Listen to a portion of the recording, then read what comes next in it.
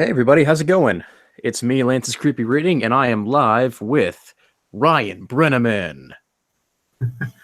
That is fantastic. I've never heard my name said with such enthusiasm before, so that's perfect. Well, there you go, man. All right, you guys might be familiar with Ryan. As you all know, I've done a few of his stories on the channel.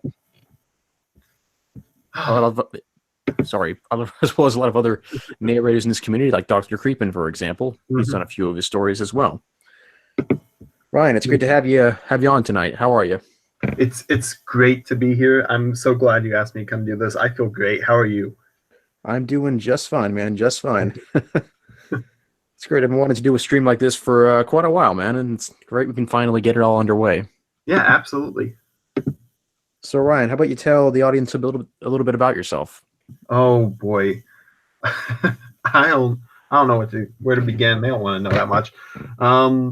Yeah, I'm a new writer. That should be obvious from everything I've written so far, but yeah, I got into the creepypasta stuff probably back in 2015, I think was when I wrote my first story. I was a fan of it before then. Um, I still remember it was 2012, and I got really into Slender. And of course, it started with the Slender Man, and I got really, really intrigued by this kind of stuff. And I saw the whole community as like this really easy way to kind of break out because it's hard for new writers to get stuff out there. And the creepypasta medium was one where it's like, hey, you can upload whatever you want whenever you want, just make some creepy stories. And horror really spoke to me because it's such a great broad subject. You can do anything with it, and that like level of like sandbox-iness, which is that's copyright Ryan Brennaman 2018, that's a new word, that I could play around with was just too much to give up, and I really enjoy doing it. So that's basically what I do. I'm here learning and getting better, and I really think this is helping me do that. So yeah, that's about where it started. So All right, awesome, man, awesome. oh yeah, that's probably yeah, I'm still trying to get used to this. I'm running off no script, and for a writer, that feels a little off. Well, hey, man, I do this kind of thing all the time in my streams, so you don't have to worry about it.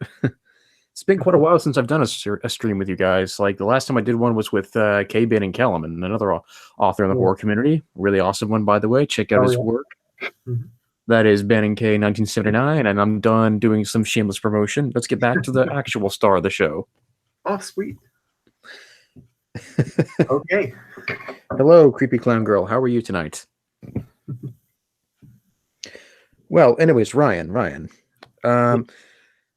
As you all know, or as you know, mostly, I am going to be giving you an interview. I'm just going to ask you some questions, let me know how did this whole thing start, what your favorite creepypasta is, this, that, and the other, and whatever the case is, just entertain, entertain. Yeah. Okay, shake it off. I can do this. This is great. I've prepared for this. My whole life has been leading up to this moment. I'm fine. We're good. Okay, shoot. I'm ready. All right. If I asked you, what was the first pasta you ever read, what would it be?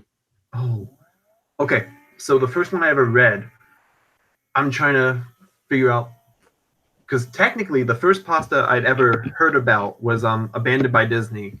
Oh boy. And that was because it was on Watch Mojo's top 10 creepypastas at number 10. Oh. So the very first one I ever heard about was that one. I remember that one, yeah. And yeah, I don't want to admit that I watch Mojo, but yeah, that's how it happened. It's fine. I think we're all guilty of watching at least one Watch Mojo video. So don't feel ashamed, man. I've done it too. And I'm sure you guys in the audience, you've done it too. So yeah. We're not going to hold anything back in this live stream, guys. The truth's going to come out, Finally, I feel so much better now. Yeah, that one, it just intrigued me. The image, just the visceral image of the neg mouse pulling his head off. Oh god, neg mouse.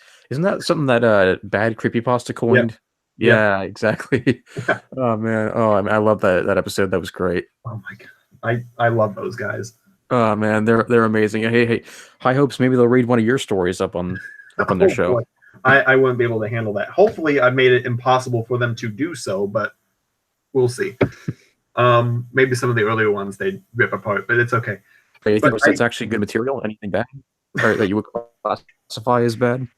yeah, I hope I haven't written anything as bad as like Clockwork or anything like that. Oh boy. Okay. Anyway, I would back think on as a the Abandoned by Disney, I watched sorry. that video. I read that for the first time. I'm like, okay, shit, this is actually pretty cool. So I started reading some more. On my wiki page, I actually thank God I have this because it reminds me of all the ones I really enjoy. Mr. Widemouth is still one of my favorites to this day. I love that one. The Chilling Tales for Dark Night reading, I forget who does it, but that is like my go-to scary story reading when I want to listen to one.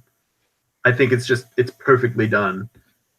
And okay, I'm fangirling over that too much. There's Let it out, man. Let it out. Don't the hold thing back. that stalks the fields. I was really into the Russian sleep experiment until recently when I realized it's basically just a lot of gore and that doesn't appeal to me anymore. But back then it was the shit.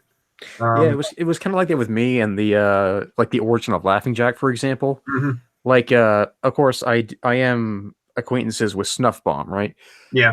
And I of course did narrate the story on my channel as well. And if you look down in the chat right now, one of the voice actors or voice actresses from the video is actually in the chat right now.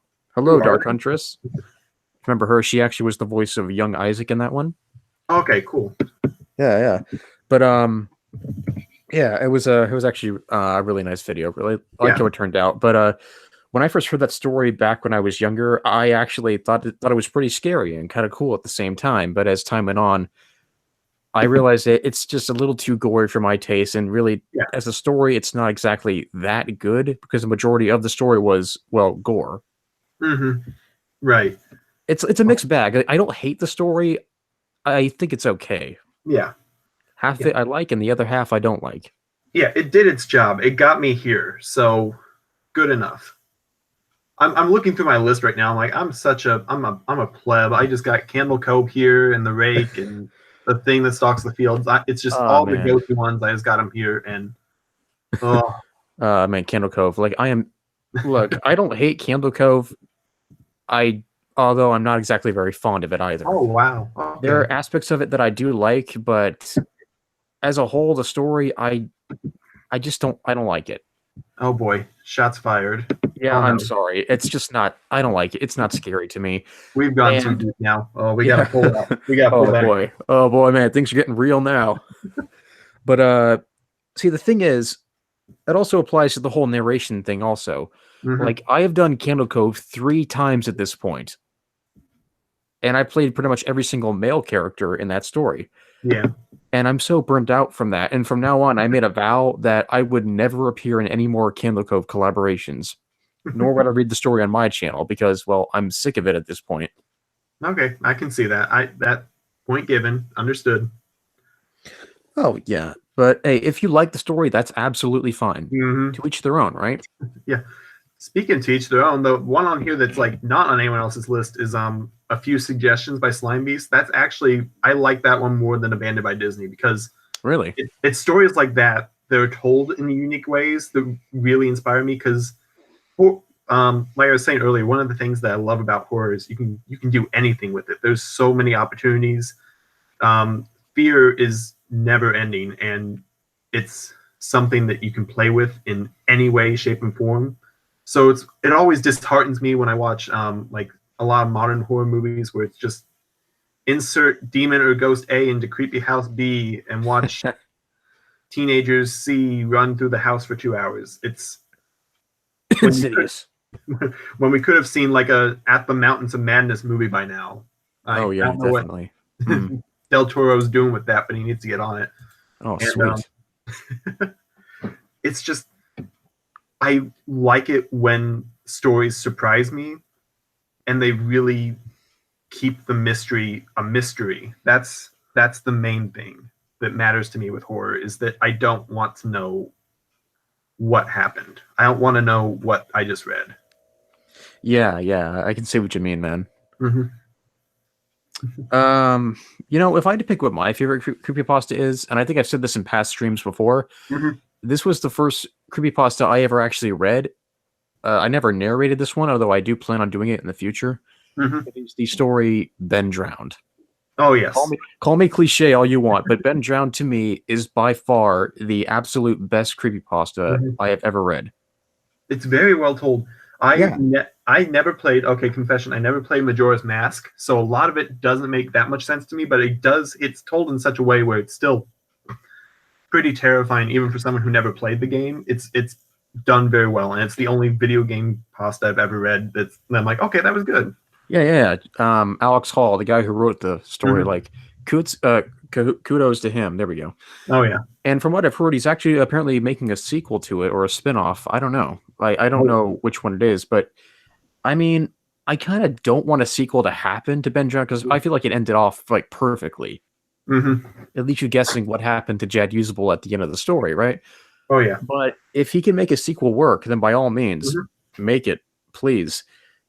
Like, keep Yeah. in mind, Ben Drowned was written all the way back in, I think, 2010. Hmm.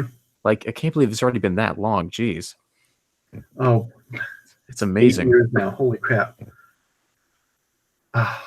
Well, the thing with sequels and stuff like that is I've always viewed it as like you can do it if it's good, great. If not, I still have the original. So you know what? No harm done. I'll just pretend the next one doesn't exist. So I hope it's good though. That'd be really interesting. Has he done anything since then, or has it just been Ben Drowned? Truthfully, I don't know. I know he has a YouTube channel Hmm. where he does answer questions from a lot of fans. And from what I've heard, he has written some other stuff in the as the years have gone by, but I never checked it out to be honest. Hmm. I probably should though. Yeah, I probably should. Add that to the list. He could probably write a good Jeff the Killer story. Probably. I wish I was around when that Jeff the Killer rewrite contest was around because. Okay. Anyway, continuing. Okay, then this will lead to my next question. If you were still given the opportunity to rewrite Jeff the Killer in your own way, would you do it? And what would you do essentially? Um, Basically do the exact opposite of what's been done before. Like, okay, the original, it gained its notoriety. I hold by this to this day that it only has the notoriety it does because it's accompanied by that creepy ass picture. Right, If right. the story came without the picture, no one would have given a shit. It would have been like one of my stories. It would have sit there with like 6 comments and just fallen into obscurity. But because it has that picture, everyone got drawn to it, and that's the scary part about the story, not the story itself. Although it does some things well, it it's vastly outmatched by the things it does poorly. And when the rewrites came out, it was Kay Banning who won that one, right? And Yeah, that's right. Jeff the Killer 2015. I He did a better job writing the story that was given, but I think in terms of horror, he moved in the wrong direction. That would be my main thing with the story is he went the Rob Zombie Halloween route. Yeah. Instead of keeping the killer in mystery and keeping the killer where the scares are, Right. he delved into who the person was. He made Jeff the Killer a person, which if that's what you're going for, that's fine. But it takes the horror out of it, in my opinion. Well, I can. Oh, sorry. Go ahead. Oh, go ahead. Well, I can agree that is mostly the case. The way I see it as, like with Rob Zombie's Halloween, I think Kay went for. Okay, it's basically like a side-by-side comparison. The whole nurture versus nature type scenario. Like, are serial killers born or created? Mm-hmm. Like in the first story, the original story, Jeff apparently, well, I really don't know. I would say that by nature he was a serial killer. Yep, but he had a tingling sensation or something. Yeah, there we go. Whereas in Kellum's version, it's all nurtured essentially. Wait, did I say nature or nurture? Nurture. There we go. We know what you mean. He's essentially raised to be one, and it makes sense when you read the story. Like you see Jeff's sanity slowly like snap, and he's just insane in the end of it all. Which, by the way, I don't know if you know about this, Ryan, but the one you see on the Creepypasta Wiki actually isn't the full story. Really? Yeah, you see on spinpasta.com, Kellum actually has the full story on there. Oh. It's called the writer's cut. Apparently, it's on there because he had to cut the whole story in half. because of a word limit. So Oh, that's basically, what you see on the Creepypasta Wiki is half of what the original story was supposed to be. I know that feel. Oh my gosh. Okay, I'll have to check that out sometime. But okay, going off the one that I have read, the version that I have read, the not ultimate cut, the not the director's cut one. Personally, I would go in the exact opposite direction because I want the horror there. The nature versus nurture. It's the I don't care part. It's like I'm not saying this against K Banning. I want that to be known. I respect him a lot. It's just if I want the horror, the killer needs to be as unknown as possible. Like have you seen the new Halloween yet? The newest one, yes, I have. Okay. That is the kind of atmosphere, the kind of character that Jeff the Killer needs. He doesn't need to be silent. He just needs to be a force of nature. Because if he's just a kid, then it makes a lot of the things he does a little bit unbelievable. If he's sympathetic, then it takes away some of the horror of it because it's not someone you want to not kill you. It's someone you kind of are rooting for because he's a sympathetic character, you know? Oh, yeah, yeah. So I feel like that works against the atmosphere of it. And it could be really, really creepy if you give it some time. Like this kid, the idea I actually, when I was writing 31, I was thinking about it. I have a thing where I make most of my stories supernatural. That's just how it is. I don't think realistic stories are that scary because reality is how's the best way I can put this? I'm terrified of things I don't understand, and I understand reality pretty well. You know, I can fight something that's real. I can't fight something that isn't real and something that I can't understand. So you'll notice reading most of my stories, if not all of them, that's where the threat lies. It's something that's can never be understood, something that doesn't make sense, and something you can't fight against. Right, exactly. Kind of reminds me of Inside. Oh boy. Matter of fact, let's get into Inside. Yes. While we're at it. Okay, so I'll just ask you this question right off the bat. How long did it take you to write the story Inside? I'm thinking back. This was last semester. It was a couple days. I wrote a couple versions of it before the final one. And I was writing it for a creative writing class. It was the second story we had to do. And I was kind of in a rush to get it done. Got part of it done, wasn't working, and worked on it for a couple days after that and got it to the state it is now. So ultimately just worked on it for probably about a week or so. So it wasn't that long of a process once I finally got the right story in mind. So, but it felt longer than that. Inside felt like the most draining story I've written so far, which is insane because it's not even the longest. It's just yeah. What was the longest one? Heavy Rain, I think. Oh yeah. Wait, Heavy Rain wasn't that like a PS3 game? Yeah, like David Cage. It was. Yeah, it was. Oh god. But I actually never played it. I never played it either. That's why I had no problems titling my story that. But Heavy Rain is to this day the story I'm the most proud of. I think it's the most complete story and the one that I wouldn't change anything in it. Inside is not like that. Inside is one of those stories where it's like I put it out there and now thinking about it, there's something in it that still just doesn't click with me. I feel like it's incomplete in some way, shape, or form. But I spent so much time on it, I'm not willing to anytime soon go back and look at it and say, what can I do to fix this? It's been almost a year now, and I still need to divorce myself from it a little bit. Just sit there in the corner. What if people want a sequel to Inside? Oh boy. I'll probably just write an SCP file about the freaking the entity from Inside and just call it a day. Yeah. Which is what I probably should have done to begin with. But I don't hate the story. It's just it was so tiring to write that it left a bad taste in my mouth. And that is possible. You can get tired of your own work if you spend too long on it. Yeah, I can admit that while I was editing the Inside video, there were times where I was just completely bored out of my mind and just tired of putting the whole thing together because remember, it was an hour-long video, and I'm a Mhm. one-man editing crew. I was doing all this stuff by myself. Yep. So, Yep. truth be told, while I was putting the whole thing together, it took me hours upon hours just to do, and it was tiring. Like, Yeah. it was so tiring. There were times where I took breaks and I actually napped when I was like chopping up my audio. Like I Mhm. was only like, and remember, like I said earlier, I'm the same guy who screws up a lot while he records.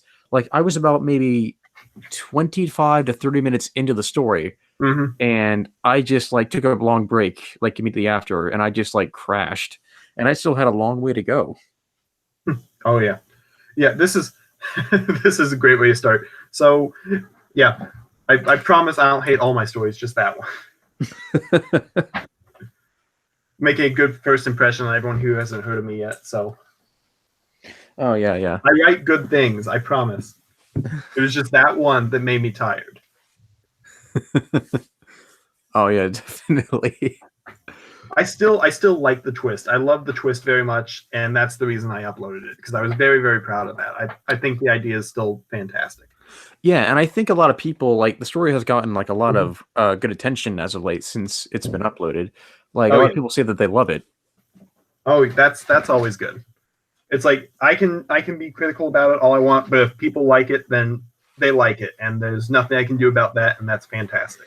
It's like when people say that they love the video so much, even though like I mentioned to you on Skype earlier that Mhm. well, I honestly wish I could have done a whole lot better, and that's mainly due to the Mhm. audio troubles I was having. Yeah. Like I hated the whole sounds, the S sounds that kept coming out, Mhm. like I mentioned before. And I even got a comment from one guy saying that he couldn't listen to the whole video because the S sounds were too prevalent. No, I remember that. I saw that comment. But Yeah.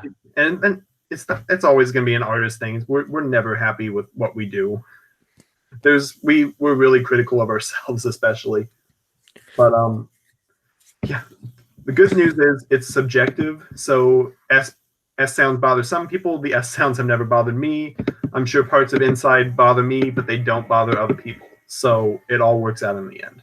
If I asked you what parts of Inside technically bothered you, what would you Oh, say pretty oh, I much? wouldn't be able to tell you because I've let that rest so long. I have completely forgotten. I would need a refresher course.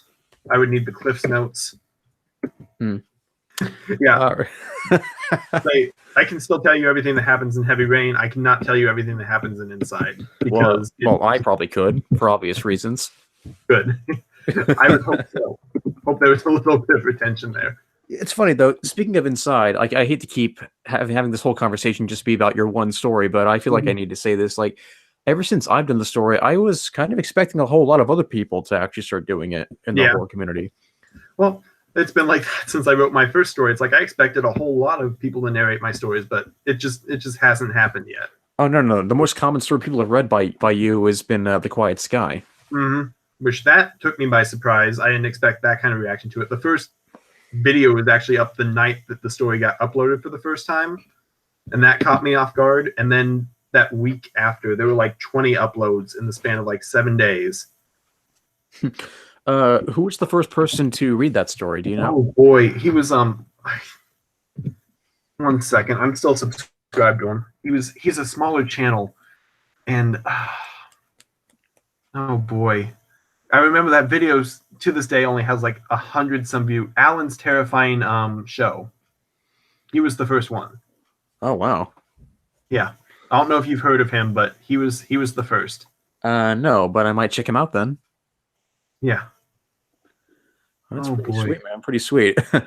Like, I'm Yeah. pretty sure your initial reaction when you found out that your story was just narrated by someone what was how did you feel? What was your range of emotion at that time? Like, were you happy, a little I was very surprised, a little happy. embarrassed? I don't know, It, anything? it's one of those things where it's like I love the fact that if I write something, someone enjoys it enough to reproduce it again for other people to hear. It's the like, hey, this is really cool. You should listen to this kind of thing. And it's always a little flattering, no matter who reads it, how it comes out. It's always nice to see because you got them to a level where they actually put effort into your story. So that's really nice. That's where the first place my mind goes. As as far as embarrassed, I might have told you this. I don't like to listen to the the narrations of my stories all that much. I do it because it's like I gotta. Okay, they read my story. I gotta at least listen to it. But it's hard to do it without cringing because I'm so self conscious about everything I write. I gotta critique everything. I'm like, I could have done that better. This could have been a little bit better. Sometimes I listen. I'm like, okay, good job. You did good there. Congratulations, you're a writer.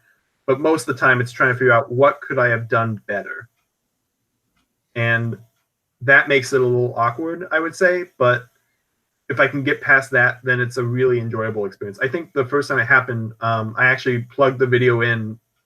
I was an RA at the time, and I plugged it in the lounge. We just kind of, me and a couple of other RAs and friends hung out and just listened to it there for the first time. So that was a surreal experience. And I bet it was, man. I bet it was. It's also really cool to just go up to random family members or friends and show me YouTube videos like, hey, you see this YouTube video? Yeah, I wrote it. That's mine. So,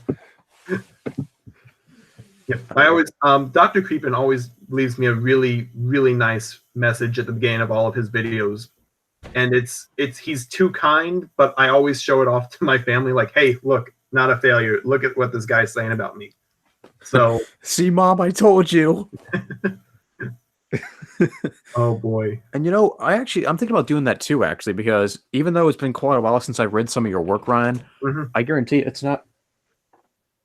Give me a second. Oh boy.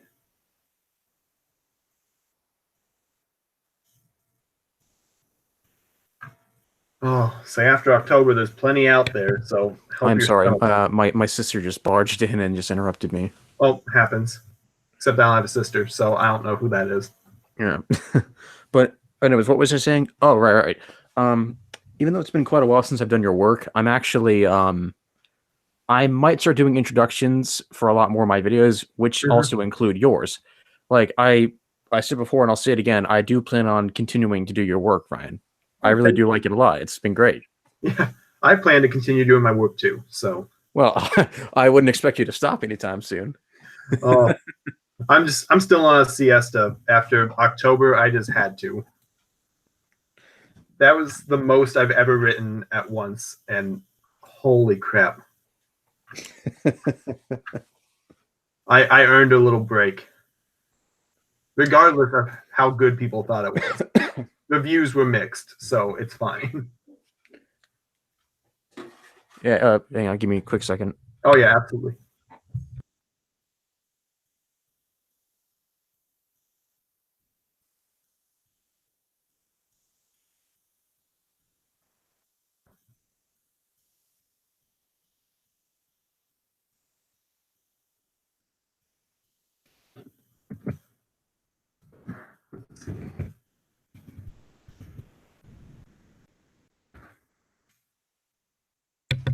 Sorry about that. Anyways, what was I saying? Jeez, I just lost my train of thought. I don't remember. You gotta find it for yourself. Jeez, what was the last story of yours that I did? Oh yeah, it was Mommy and Daddy. Oh yeah. Yeah, that one. Which was really, really good, by the way. Yeah. That's like one of the only few videos out there of mine that I can watch over and over again and actually feel satisfied with, because I actually feel like, hey, I did a good job on this one. Yeah. And Mommy and Daddy is one of those stories that I'm happy with, and I'm like, I did well with that one too. So it's a perfect package for both of us. Oh yeah, definitely, man, definitely. Yep. If there were two creepypasta stories, especially that I was proud of, Heavy Rain would be one. Mommy and Daddy would probably be two. Just as how complete it is and how satisfied I am with the characters in it. Because I know, like you said earlier, The Quiet Sky was like the most popular one to read. That's probably the one most people know. Right. But what I did with the characters in it, the character work in there is absent. There is no character in that story. It's just an event. Not that there's anything technically wrong with that, but I think I've moved past that stage where I'm starting to focus on characters more, and I think that's making my stories more terrifying, more relatable, and more more intriguing. So when we were talking on Skype earlier, I brought up like what I would do differently about that. I would make the character work in The Quiet Sky exist, period, instead of just having a random narrator at the end like, well, I guess we're going to die now. And I would figure it out.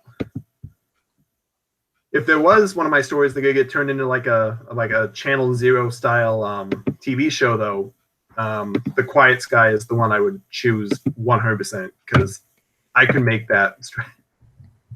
Right, right. And you know what? I feel like that could work too. And hey, if you think about it, maybe Mommy and Daddy could be one too. Yeah. Oh, turning that into a longer episode TV series would take some stretching. It'd be interesting to explore that family dynamic, though.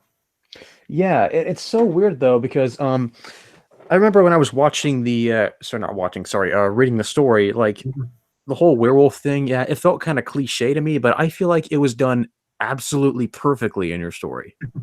There's the werewolves are cliche as hell. Werewolves, vampires, it's been done to death. They're horror staples for a reason.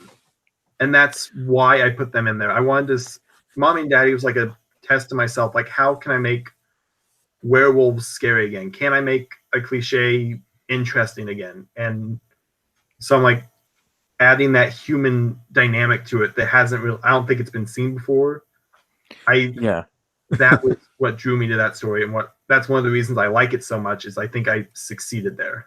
And I might be tooting my own horn, but I think I did well with that story. It's fine, man. It's okay to gloat every once in a while, as long as you're not like completely egocentric like some authors in the community. Oh. But it's funny though. Actually, I remember showing the some of my friends who know me in real life. Like, I actually did show them the Mommy and Daddy video, and when they heard it, they said that they were blown away by how awesome the story was. Oh, and cool. one of my friends actually admitted that she actually cried at one scene when Troy is finding out that his mommy's about to turn into a werewolf. Oh, I feel bad laughing at that, but that's also it's really good to hear because it's like good, yes, cry. That's what I meant to happen. Let the tears flows right through you. Yeah, I go through videos sometimes just because that's where I get my most feedback. I don't get the most feedback on the written stories. I get them from the narrations, which is another reason why I really, really appreciate the narrations is because they get them out there for people to actually hear my stories. And if someone's like, "Oh shit, that scared the shit out of me. I'm not going to sleep tonight," I just comment like, "Good, that's what I meant to do. I'm glad." I mean, it sucks you're not going to sleep, but I'm glad that I did what I was supposed to do. So. Well, it was very well done, and if I can, I'm not trying to gloat or anything, but if anything, what I like about my video is that I really liked what I did with the music and what I did with the sound effects too. Oh yeah, like I feel like that with this story, I decided to go a little all out, and I can honestly say wholeheartedly that I think the Mommy and Daddy narration is much better and more deserving of having more views than my inside narration. Like, I like the inside video, yeah, but it has some flaws, but I still enjoyed it. But with Mommy and Daddy, I noticed barely any, and my dog is outside barking. He knows. I don't know if you guys heard that. Did you hear that? Yeah, I heard that, yeah. Like, he's a loud dog. Okay, give me a second. I'll let him in. Ryan, entertain the guest for a second. Oh, I got to entertain? Okay.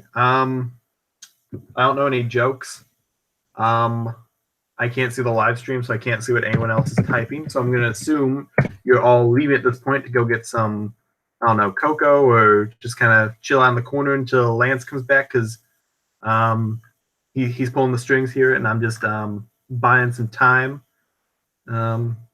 Yeah. So how about you guys been in the movies lately? Seen any good movies? Nope. I don't know why I'm asking. I can't hear. Oh, actually, yes, I did. Oh, you did? Okay, cool. Perfect. I recently saw Fantastic Beasts 2. Oh, okay. I liked it. I thought it was good. Yeah, good. I was mad about it, but I'm glad you liked it. Well, anyways, what the hell am I talking about? Oh, yeah, Mommy and Daddy. That's right. Duh. So, anyways, back to what I was talking about. I honestly don't have a whole lot of negative things to say about the video. I actually thought it really turned out really well, and I like what I did with the ending, with the piano pieces for like the ending scene when they're saying goodbye to Troy and whatnot. Yeah, like that was actually really cool. I liked how it all just ended like so fittingly. So I'm proud of how it turned out. Yeah, good. And the sound effects, like I thought the sound effects were a nice touch, and that little wolf howl I added at the end Oh of the yeah. story, like that was an awesome touch. You have to admit. Oh yeah, absolutely. Oh, I'm very proud of that one. I'm looking back at like the stories I've written, and just there's a lot in there that I'm really really proud of. I'm really proud of the Gravedigger Head On conversation. I'm really proud of Heavy Rain. Oh yeah, I love the Great Digger one. That was a good story. I'm salty about that one because back in I think it was February or March, it was nominated for Pasta of the Month, and last time I checked, it was beating the competition by a significant margin. But then when I checked back later to see who won, it wasn't me. I'm like, what the hell happened in the last week? Oh, I'm like, I'm salty about it, but I can't be mad. I don't know what happened, but what story won? I can't remember. I don't know. I was bitter about it though. They probably deserved to win just as much as I did, but I was bitter.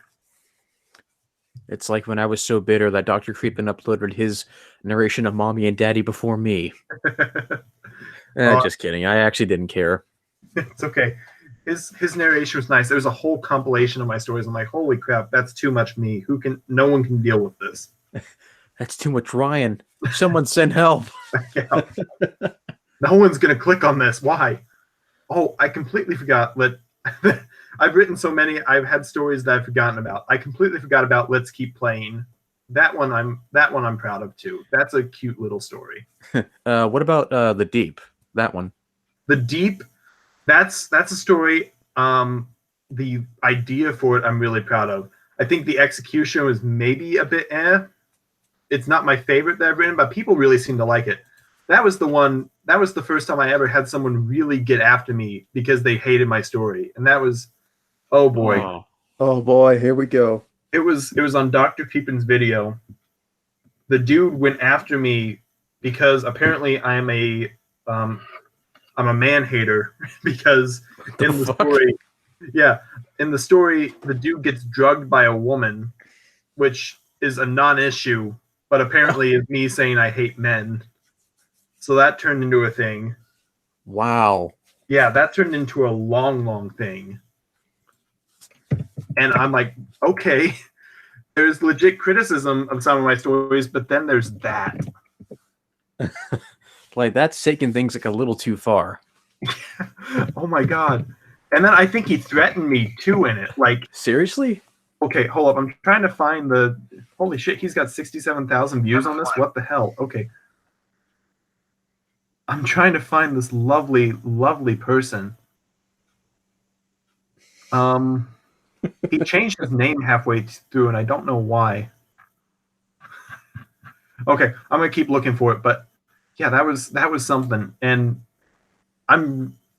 have you ever read my first story I put out, the Dr. Stoker one? I didn't finish it though. I got to like half of it. I didn't get to finish because I actually had to work that day. Yep. So, that one I'm not happy with either. Someone pointed out a glaring plot hole to me, and it's like, okay, I can't defend that. I get it. But that was my first one, so I'm completely content with that not being perfect. That one, it still got really good reviews when it came out because that was on creepypasta.com where they could actually vote for it. And yeah, that made me very happy that it wasn't instantly hated. So that's what encouraged me to keep writing. You know what? That's actually a good thing, man. That's actually quite interesting. Oh yeah. It's funny though. Actually, you, K-Ban and Kellum and a few other people have actually kind of inspired me to actually want to start writing myself. Oh, really? Yeah. I've mentioned this before in past streams. I've had ideas written down on my computer. I just never had a chance to finish them, and they're usually like really short to really long stories that I've come up with over the years. But I haven't. Well, sorry, over the year, I should say. Yeah. But I never got a chance to brainstorm any further on this stuff because I'm always busy, always trying to make sure I have time to make my videos and whatnot. I mean, it would be easier if I did have the free time to do it, but I don't. So I'm trying to make time for myself to actually write my own work. Right. Making time is the hardest thing. It's oh boy. It's the main reason I haven't written in the last month or so, because I'm ready to start writing again, but at the same time, I'm still I gotta find the time now. I'm trying to get used to having a full-time job now. I'm juggling everything happening in my life, so it takes a lot. Of course, recording videos takes a lot too. So Oh yeah, man. Like, I'm still trying to record the entirety of Jeff the Killer 2015, the writer's cut, and that's taken me quite a long time, and I'm not even done yet. And I said time and time again I was going to upload this thing on New Year's Eve, which I'm sorry to say, I think now at this point in time that might be a little hard to do, and I don't think I'll be able to get it up before deadline. So, sorry guys, you might have to wait on that one. Okay, I found the comment. Do you want to hear this comment? Read it out, man. Okay. Scream it. Let everybody hear it. Let the Lord hear your voice. So, to the people who haven't read Deep or listened to Deep, you should let me know what you think. But it's about a guy who is sacrificed to a giant eldritch beast in the middle of the ocean. That's the boring part to this guy, because all this guy could focus on was and I quote, "There's just something about a story, any story in which a woman takes advantage of a man, that really grinds my gears and makes me grateful. We have a president like Trump who is so viciously anti-feminist. Here's to another 4 years of a living nightmare for these ladies." Which, for politics aside, is the most random comment I have ever received on any of my stories in my life. Exactly, and Trump has nothing to do with that comment. I mean, say what you will about him, but come on. The woman was she's so insignificant to the story, she doesn't even get a name. She showed up for like 3 seconds. And I responded to him. I'm like, in the most respectful way possible, in the most respectful possible way I can put this, as the author of this tale, and reminder that this is expressing my opinion and doesn't reflect upon the good doctor at all. I want to extend to you a base sentiment. I said this senseless sexist drivel has no place in these comments. It offers nothing to anyone besides proof that you're an ignorant man baby. If you have nothing to add to an intellectual conversation, then move on. And yes, the woman outsmarted Blake because it wasn't that hard. Blake was a compulsive drinker, and the woman had done done this many times before, and she will do it to many men to come. Thank you for taking your time to listen to the good doctor. And he then went on to like, so women are inherently manipulative she-devils, apparently. And oh boy. Apparently this is pro-modern feminist drivel.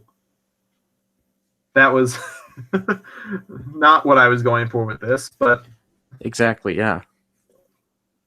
Oh yeah, and here's the threat. And he said, "And don't count on your literary darling getting away with murder for long." Well, much longer. The wonderful thing about fiction is it's all open to being dealt with literally. So I'm like, exactly. There you go. There you go. Okay. Try. You can take care of it as literally as you want. I'm going to keep writing accidentally feminist pieces. Just sit down. It's fine. But that critique I can deal with. It's the yep. That nothing like that has happened since, but that's fine. Normally I get really nice critiques on my things. Like 31 got some I'm really proud of 31. Specifically the first 2/3 of 31 I love. Have you read all of 31 yet? No, I have not actually. I haven't had the time to read like a whole lot of things nowadays. Like it's been a little rough. This is the size of a small novel. That's how much I wrote in October. It's ridiculous. And for everyone out there, you should really go check out 31. There's stories in there for everyone. I tried to make it as varied as possible. But the first 10 tales in here alone, I am so damn proud of. Like, I think each of these could stand on their own. And it's a shame you haven't read them yet, because I would love to talk about these, because there is such a story behind all of these. Most of these were stories I've been trying to get out for such a long time. And there's a lot of them. Like, you would not believe how long my back burner of stories is that either aren't to the level I want yet or just haven't been written yet. But it is probably 4 to 5 times greater than the amount of stories that I've put out. And that includes the 31 stories in 31 and the 26 stories in the ABC anthology. There's a lot left to do. So I just overwhelm myself because I'm like, oh shit, I gotta write that. I mean, I'll give you credit though, man. You are pretty creative. Yeah. Like I said, if you can't be creative with horror, you can't be creative with anything, because there's no limit to what people can fear. But that's why I like writing it so much, because if you can't write about your fears, if you can't live these fears, then you're never going to be able to get over them. And the more the Yeah. more you come in contact with stuff like this, the easier it is to realize how trivial fears can be sometimes, and how easy they can be to overcome, which is why I think horror is a really, really important genre. It's taking control of your own fear through by diving headfirst into it is one of the best things you can do, and it's why I think everyone should read and watch and engage in horror throughout their lives, because it's important to remind you that fear is temporary and that there's benefits to, engaging with it. Too true, man. Too true. I actually completely agree with you. Yeah. And with all the stories that you have written, Mm-hmm. like as I mentioned before, I've done like 4 of them at this point.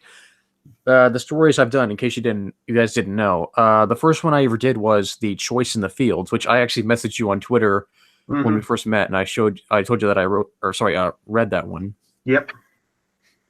Although I wish the mic quality was a bit better, because, well, I recorded on the wrong setting on my Blue Yeti, and I was being a complete dumbass that day and didn't think to switch it to the right setting. Oh, it's okay. That was one of the stories that was the second story I wrote, and that was the one that taught me the power of editing, because I uploaded that way before it was ready. And there were more grammatical mistakes in there than I care to admit. And I corrected them eventually, but the initial reaction to it was bad because I wrote like a dumbass. So that taught me a very, very good lesson. But I'm proud of that story. It's simple. It does what it needs to do. And people hate me because I love cliffhangers in horror, because I like leaving people wondering what happens next. And people don't like to not know what happens next. People like resolution. Oh yeah, definitely.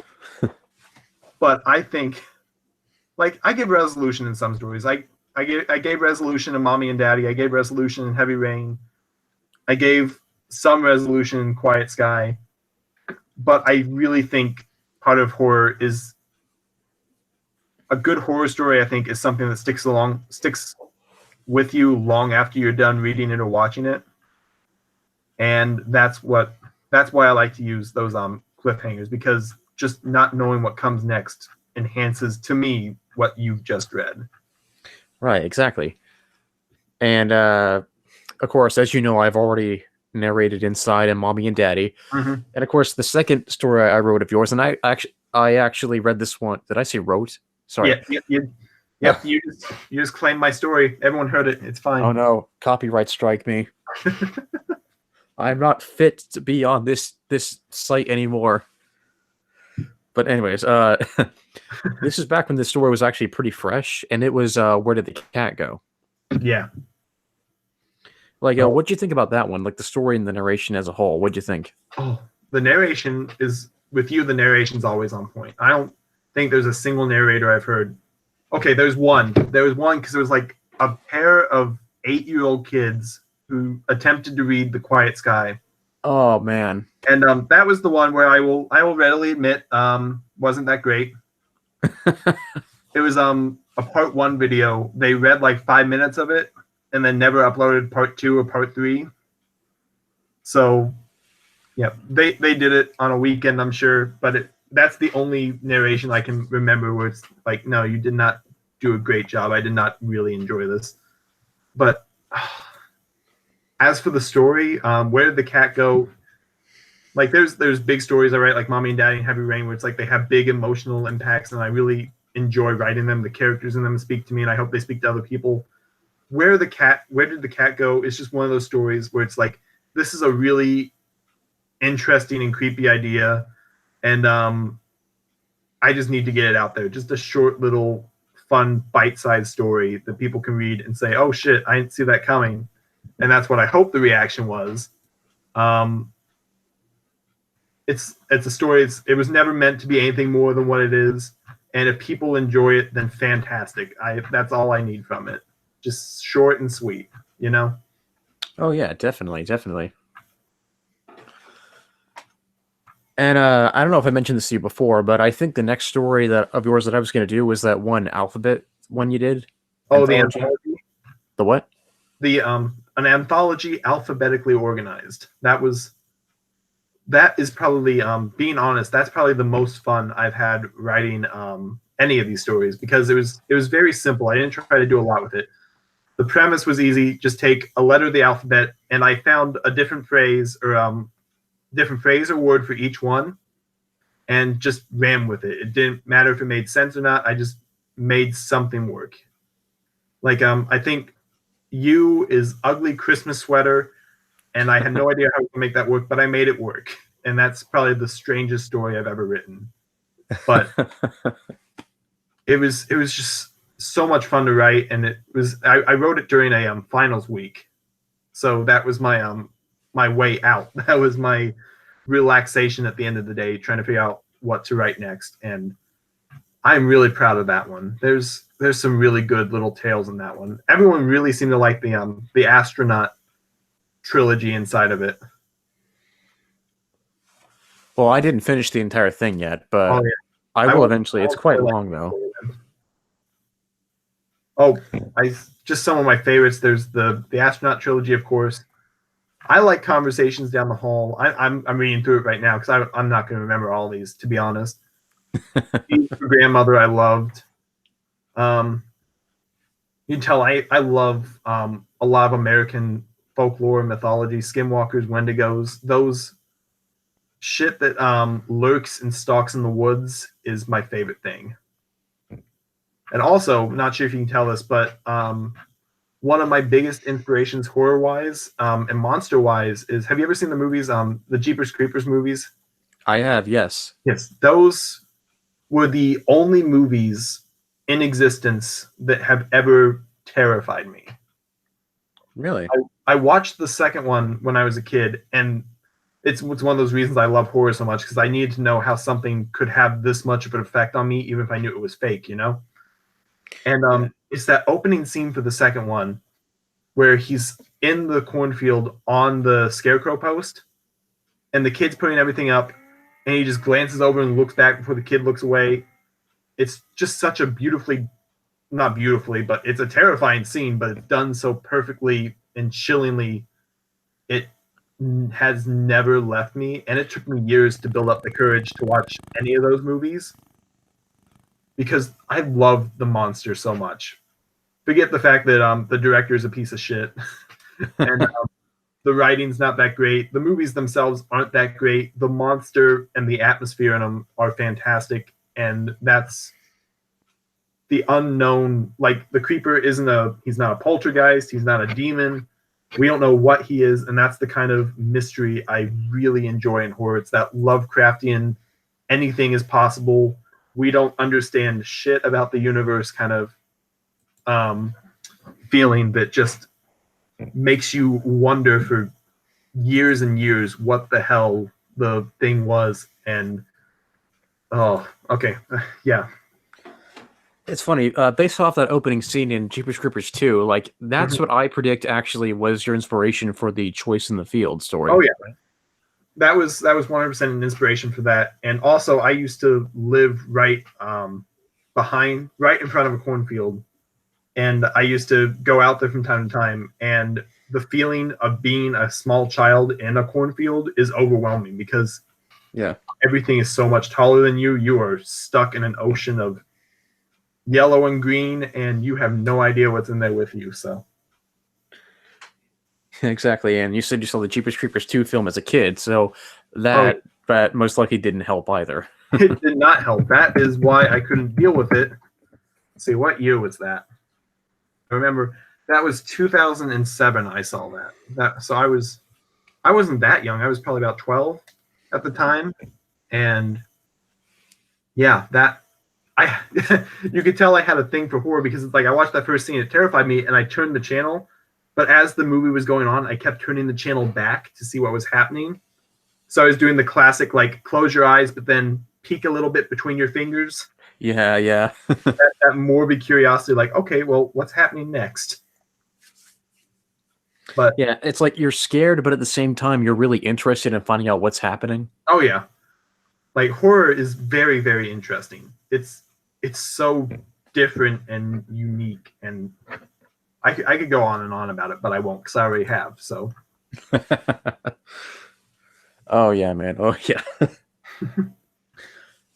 I don't know if I ever asked you this before, but out of all the stories that you have written, which one is hands down your all-time favorite? And if given the option, would you ever make a sequel to this story? um, Either or. this is the easiest question you asked all night. It's Heavy Rain, hands down, and also hands down. No, I would not write a sequel for it. Fair enough. Because have you read Heavy Rain? I have, yes. Okay. Well, you know, at the end of that, there's very little I can do with the main character. There's not much left in her story. Her story is done. It starts and it ends. If I could, I would make it a little bit longer. Maybe add an actual interaction between. I believe her name is Rebecca Black. I'm trying to remember if that was Rebecca correct. Black was that singer who made Friday. No. Okay, yep, that's not correct. Her first name is Rebecca, though. Did it take place on Friday? Oh boy, now I've done it. Said that in forever. Rebecca man.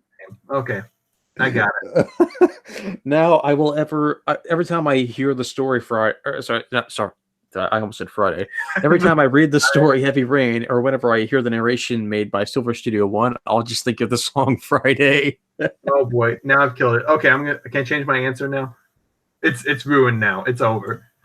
That one actually has the most comments on the wiki. It's got 47 comments. Okay. Dang.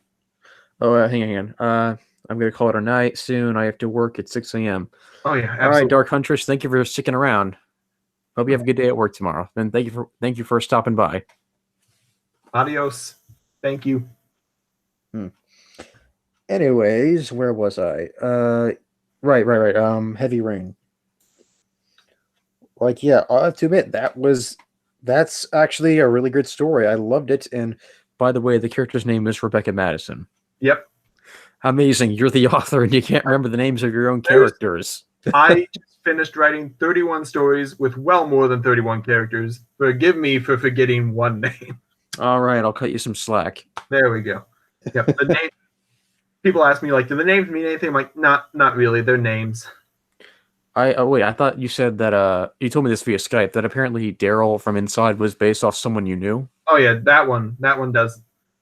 Like some of them do have personal relations. Like I went to school with Rebecca, so there it is.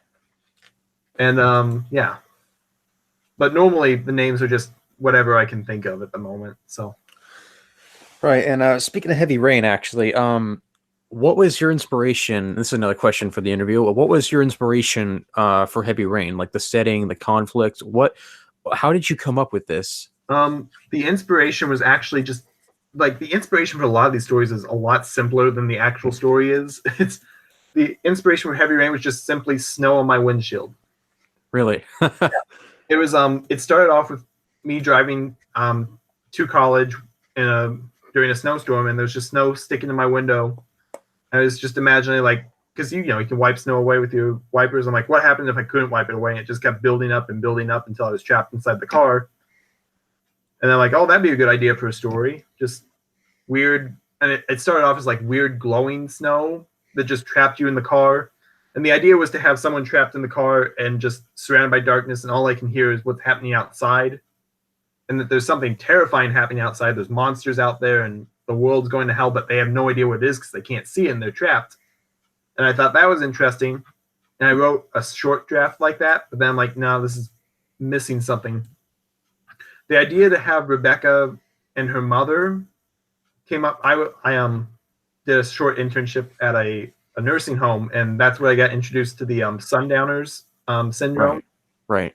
And I thought that would be really interesting to play into the story.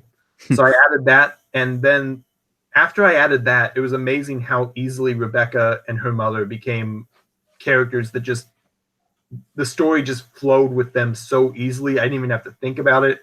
It's like going back, it's like, wow, knowing everything I do from the creative writing class I took, it's like, this has a great arc. This has great development. What the hell? I did it by accident. Congratulations. Wait, well, what's this? A certain reviewer. Welcome, a certain reviewer. How are you? Whenever I hear Heavy Rain, I keep thinking of that bad David Cage game with the same name. Hey, small world, man. So was I. Hey, son.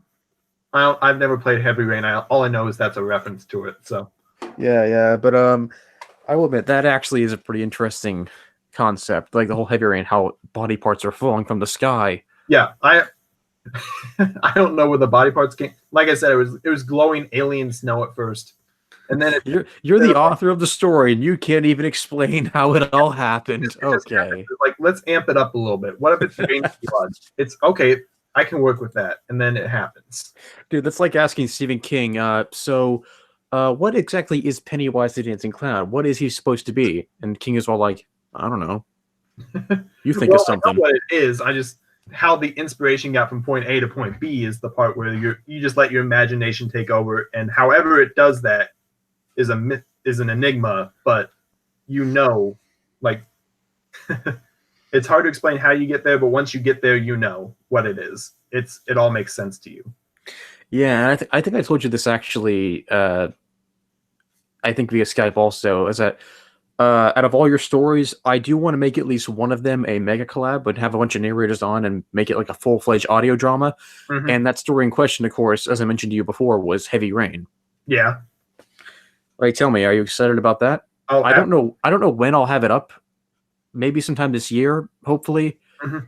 But when I do, like, I really hope. I hope you like it, man. I hope you like it. I'm sure I will. I am eagerly anticipating another adaptation of Heavy Rain because the only one that's been done so far is the Silver Studio one. Yeah, Alex. I love it, but I still love hearing multiple takes on the same material. One of the cool things about Quiet Sky is there's 1,001 takes out there. It's hard to pick like which one's my favorite. And even I'm debating about doing it myself. Like, I know I said I like your work, and I thought about doing like almost all your stories, but that would also include The Quiet Sky, and it's been a little overdone. Like, I don't know. Like, I don't think I can really add anything new to it, to be honest. Yeah, it's popular. Oh boy. As long as you make the voice audible, then you should be doing better than half the people who've done it so far. You know what, man? I will do just that. Oh boy. Oh man. Yeah, I got plenty. There's plenty of material here that hasn't been done yet. I'm thirsty for a Heavy Sky adaptation. So Heavy Sky, you know what? I'll look into that one, man. Two together. There's the crossover.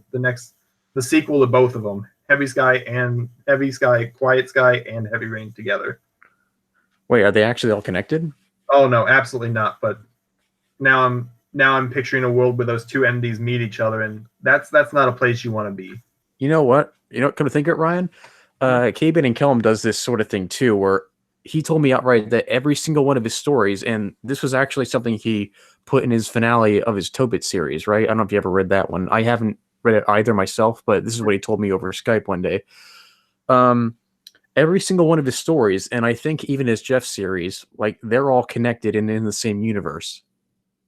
Mm-hmm. Like how every location, whether it be a reference or the actual place in a story, in the Final Tobit series, Final Tobit story, like it's actually there, indicating that it's all a shared universe. And I think if you know what you're doing, you could possibly do something like that with your stories too. I think after you read through Dr. Stoker and both the anthology and 31, you'll see some hints of that. You'll see some that I already have started doing that a little bit. I think that might interest you a little bit. Just to know that. I'll leave it at that. These stories are connected in different ways. And I think that's one of the parts that was really hard about 31 is I wanted to make sure that was more obvious.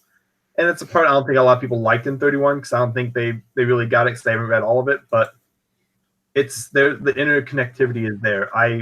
And it's really, really nice what I'm trying to do with it. But that's for me to know and for you guys to find out eventually. Yeah, yeah. So I have been working on that. Now, remember how I asked you how long it took you to write Inside? Well, I'll ask you the same question, but I'll apply it to Heavy Rain. How long did it take you to write Heavy Rain? Not long at all. Really? Yeah, I wrote a little bit of it, like that first draft. I don't know how long that took, but I scrapped that. Heavy Rain, I wrote during the most productive week of my life. I wrote Heavy Rain, The Gravedigger Had an On Conversation, and No Such Thing as Ghosts, all during the same spring break in 20. That must have been 2016.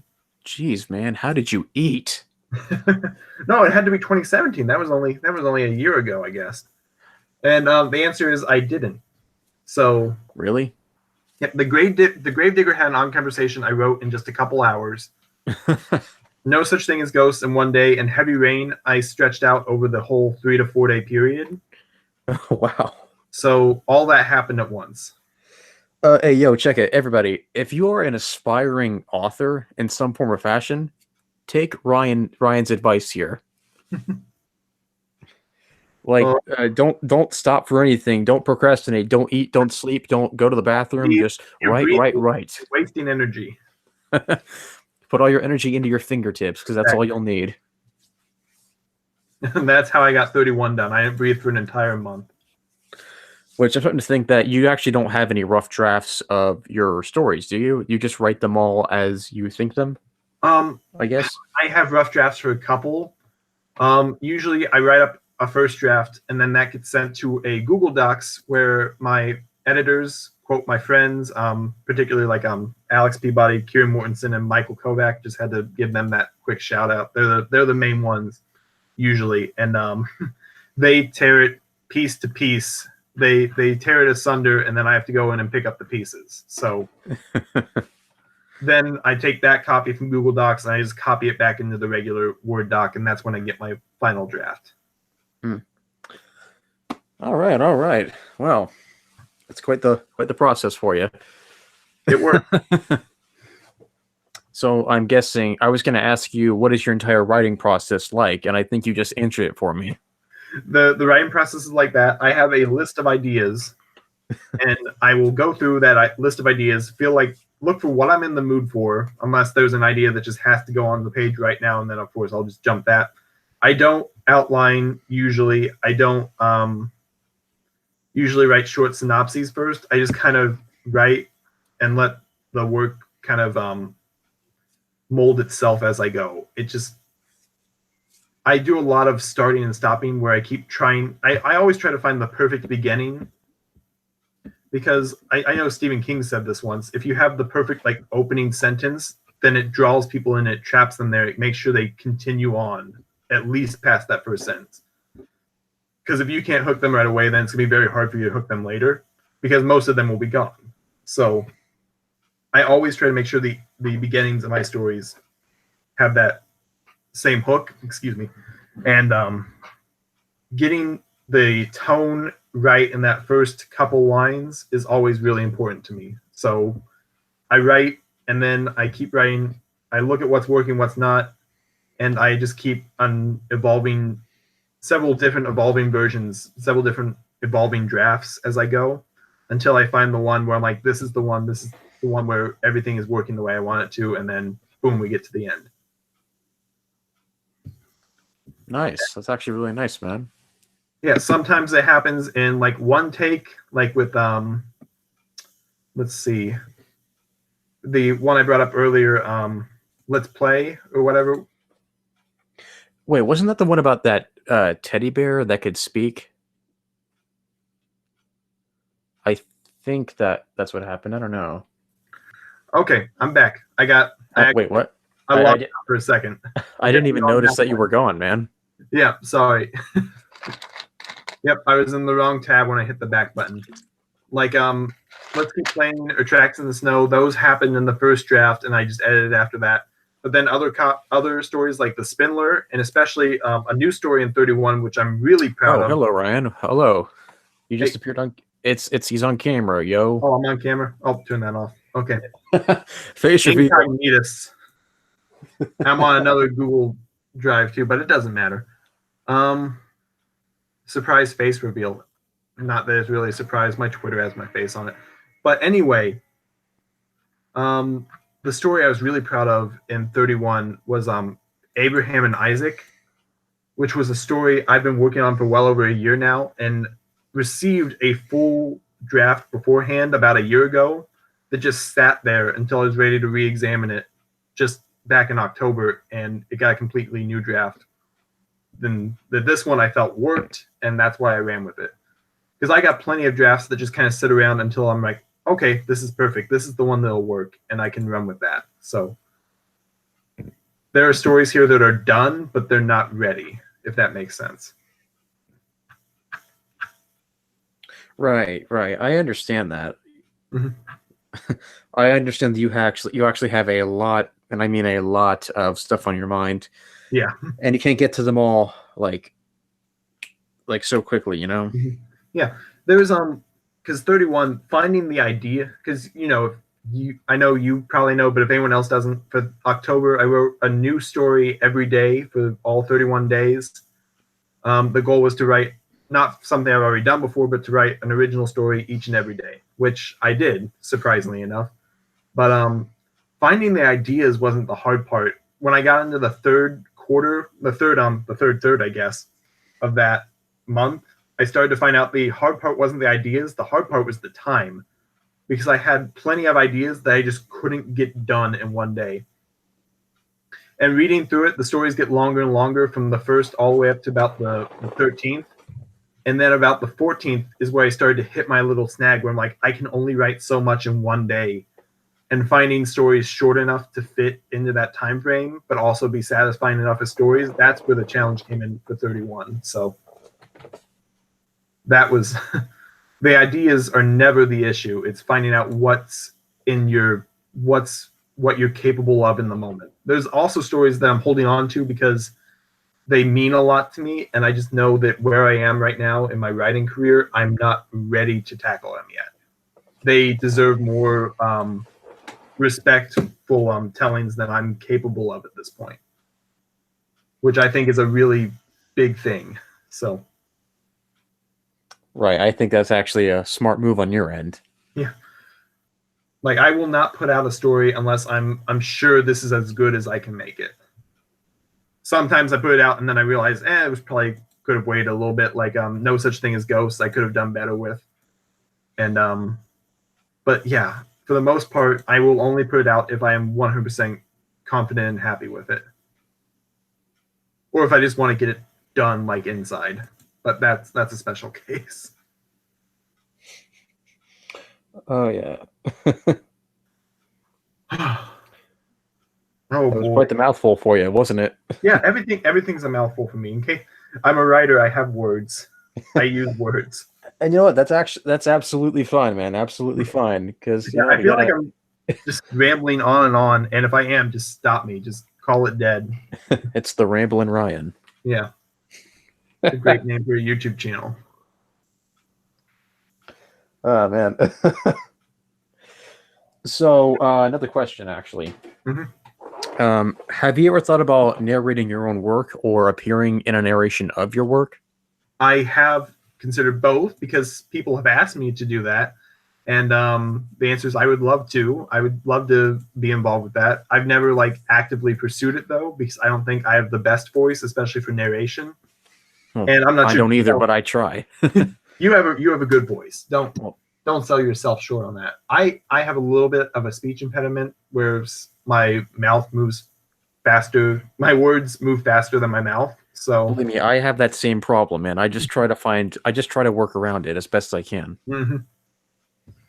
Yep, I've always had those issues, but I have considered it. There's a while I was considering making a YouTube channel where I write and narrate a new story each week, because that would keep me on my toes, and I could do different genres. I didn't have to stick in horror. I just had to do a different, unique story each week, and that's still something I would love to do, but I need to find the confidence and the voice to do it.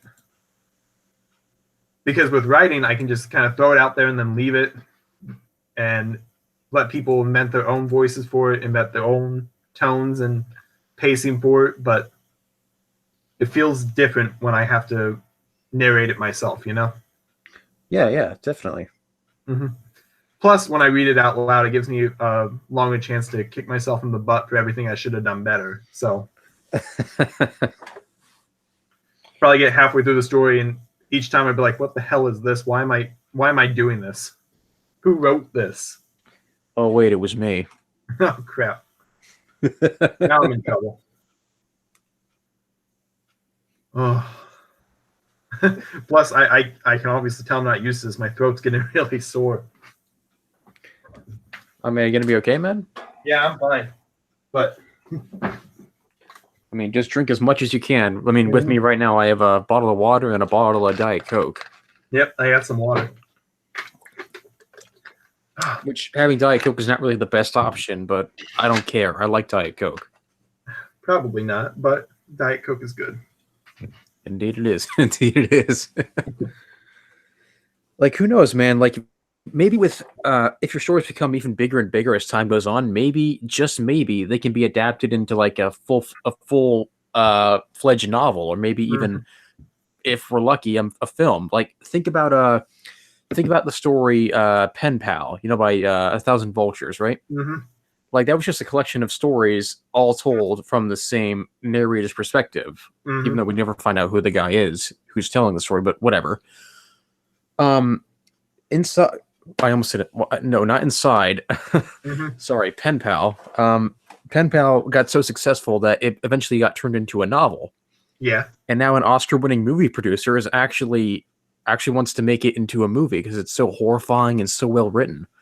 So don't be discouraged into thinking that creepypastas are just internet horror stories and that's all that they'll remain as. Oh yeah, no. Like, as we've seen with Slender Man, even though he wasn't originally a creepypasta character, but he became one. Look at Slender Man, or the Channel Zero stuff, for example. Even though I hear it's not exactly very good compared to the stories, but at least it actually got some kind of adaptation. Like, yeah, I've always viewed. I've never looked down at like the creepypasta stuff. I've always, because there's really unique and interesting stories here being told by very talented storytellers. I've always viewed it as my first step, though. It's a place where it's a public forum where I can put out these stories and see what the reactions from people are, what I'm doing right, what I'm doing wrong. It's a great place for me to learn, I think, and also make some really, really great stories. Because learning or not, I'm really proud of most of what I've done. And I'm glad that people get to read that and enjoy it for the most part. So, well, it's good you had that kind of self-confidence, Ryan. It's really good. Yeah. Let me think for a second. Yes. So, as you said, the first creepypasta you ever read was Abandoned by Disney by Slime Beast, right? Yes. What other stories out there that you did read before you became an author yourself were more of an inspiration to you? Was it any more work by Slime Beast, or was it like various other stories from many authors, like I don't know, K. Bait and Callum, Vincent Bicava, hell, maybe even JC the Hyena? Absolutely not. A lot of them did show me what not to do, and to that. But to be fair, most of the stuff that JC the Hyena can teach me not to do is stuff I learned in elementary school. But besides that, it was a while ago. It's been a while since I've actively read creepypastas, which sounds so weird considering I'm so actively writing and contributing to this. But I am so picky when it comes to my horror. That a lot of the times, if I feel underwhelmed by a story, I just kind of give up. And there's a lot of great creepypastas out there, but there's also a lot of very generic ones. And the more and more time has gone on, the pop culture around it has kind of declined. The harder it's been for me to find really good stories without doing some really heavy digging.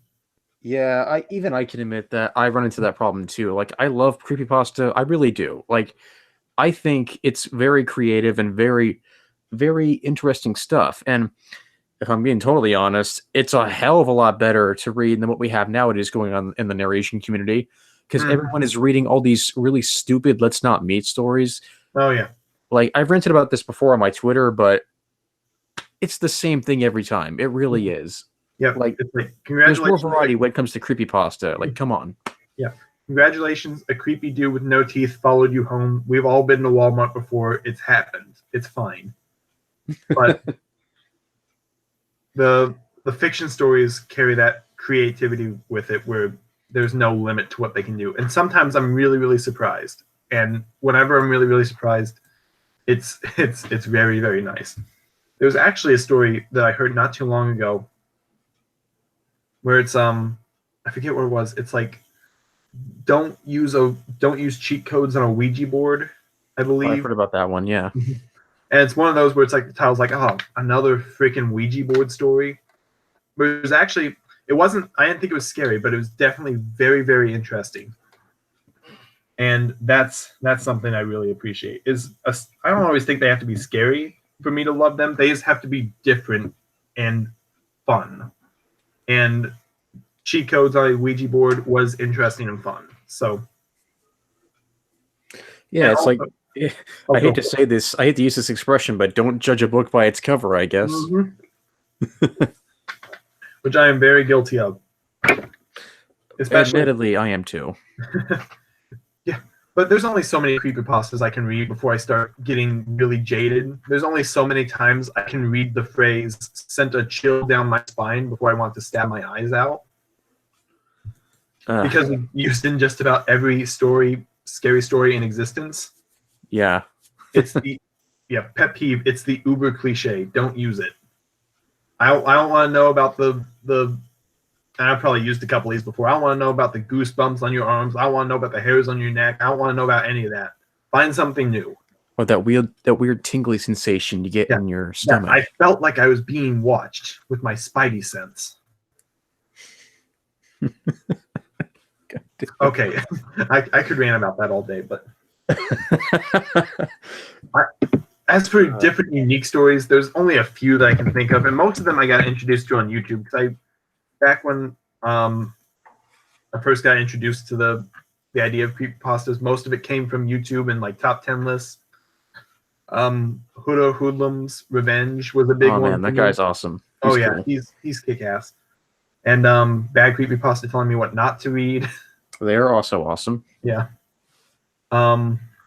Stairs was a really good story. I think that's what it's called. It's the one with the old lady. I'm not sure if you read it, but there's an old lady who called because her husband died, and there's a Stairs, that one. Yeah. Sorry, I don't want to give away the Stairs to anyone that hasn't read it yet. But it's a really good twist. Yeah, it's short but sweet. It's like one of the only few short pastas that's actually done right. Just like what's that one? Hang on. I Told You to Smile. That one. Oh I Told You to Smile. That. Mm-hmm. Oh my god! When I first read that one like years back, like that actually scared me. Mm-hmm. Never mind the fact that I actually see, I had my own room at the time, and I spent a majority of my life basically sharing a room with one of my brothers, right? Mm-hmm. And I was all alone while I read that story. And keep in mind, the bed I had, it was actually right next to, like directly right next to a window. Yeah. So that feeling, just sleeping next to a window where light can shine in at any angle or crevice, I mean, like after reading a story like that, like that's pretty terrifying. Oh yeah. Oh, there's a couple of more obscure ones that I'm remembering right now. Most of them, I listened to a lot of narrators, and The Nail was a big one. That was on Chilling Tales for Dark Nights, I believe. It was about a monster and a bedtime rhyme, and that one scared the crap out of me when I read it for the first time. I'm trying to remember. There's also The Scarecrow Corpse was really good. Oh, that one, yeah. Markiplier actually read that one. Oh yeah. And this might be the Jeepers Creepers thing again, the fixation on scarecrows, but The Scarecrow by, I believe it's A Gentleman Walrus. I forget what his actual name is because he's credited both ways, but if you haven't read that one's a good one too. I actually read a Scarecrow story as well, like years back, and that was just called, I think it's just called The Scarecrow. Yeah. and it was by the Masked Rosebud, which I should remake that one. That one is not my best work, to be honest. Really? Yeah, it was back when I first started narrating, and I'll be honest, I really hate my older videos. I really do. I could have done so much better. And for Okay, one you thing, can always I could have remake them. enunciated more for one thing. Mm-hmm. And so I keep them up just for like nostalgic purposes and just to see how I've improved over the years. Mm-hmm.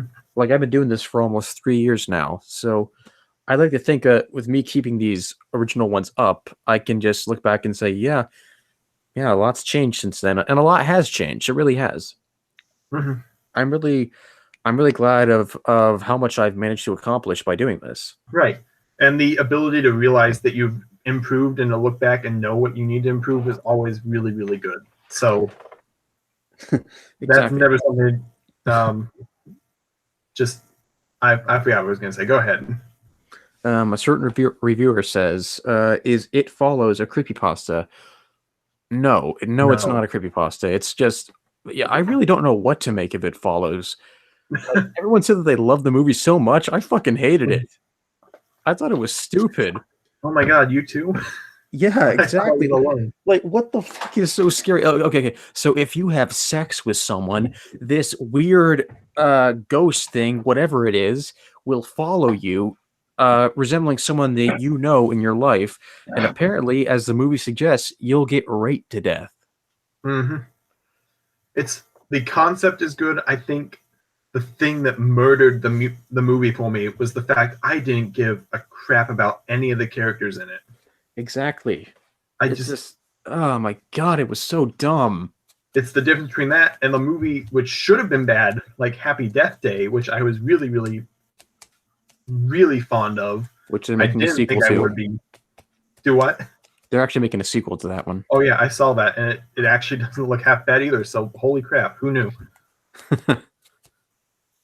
I never saw Happy Death Day though, so I can't judge. I recommend it. Have you ever seen Groundhog Day? With Bill Murray? Yeah, Yeah, I have. yeah. It's that with stabbing, so it can't possibly be bad. Oh wow, that makes it even better. You know what, Ryan? Come to think of it, maybe you should write a story like, with the same kind of theme as Groundhog Day or Happy Death Day. You know, like how a person has to relive a day over and over again with something bad happening every time. Oh boy.